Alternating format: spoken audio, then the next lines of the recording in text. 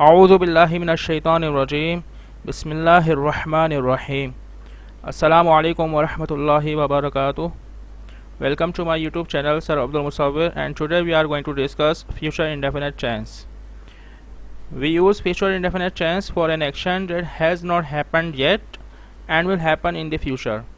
हम future indefinite tense कब use करते हैं?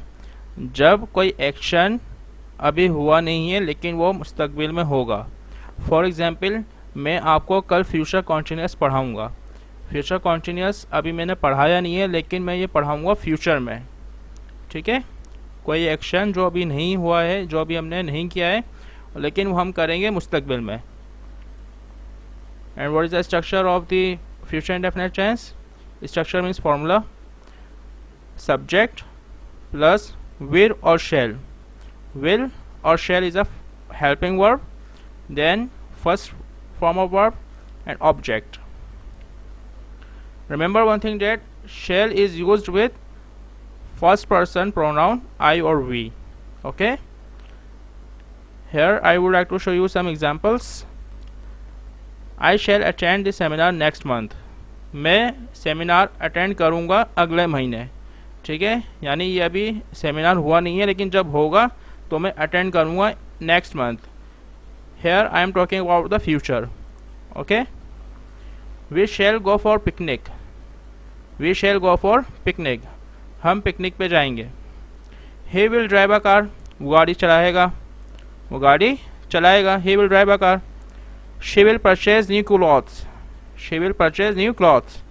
वो नए कपड़े खरीदेगी। They will run in the ground. They will run in the ground. वो लोग ग्राउंड में भागेंगे, दौड़ लगाएंगे।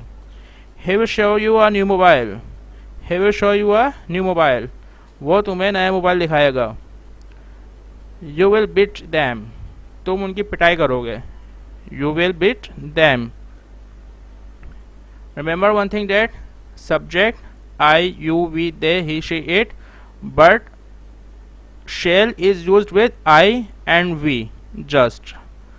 ओके, शेल हम कब यूज़ करते हैं? आई और वी के साथ। ठीक, बाकी सबके साथ हम क्या यूज़ करेंगे? Will. Then we use first form of verb and last one is object. I hope this is clear for you. Now negative.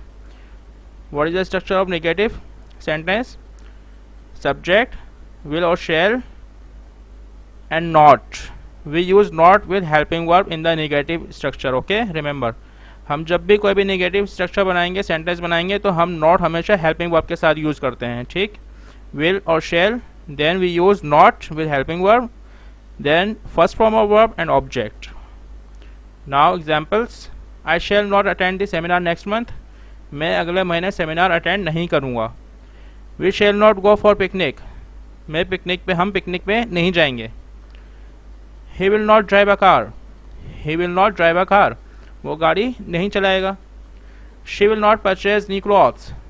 वो नए कपड़े खरीदेगी नहीं। ठीक, they will not run in the ground. वो लोग ग्राउंड में दौड़ नहीं लगाएंगे। He will not show you a mobile. He will not show you a new mobile. वो तुम्हें नया मोबाइल नहीं दिखाएगा। You will not beat them. You will not beat them. तुम उन लोगों की पिटाई नहीं लगाओगे। Now interrogative. Remember one thing, that we use helping verb first in the interrogative and interrogative.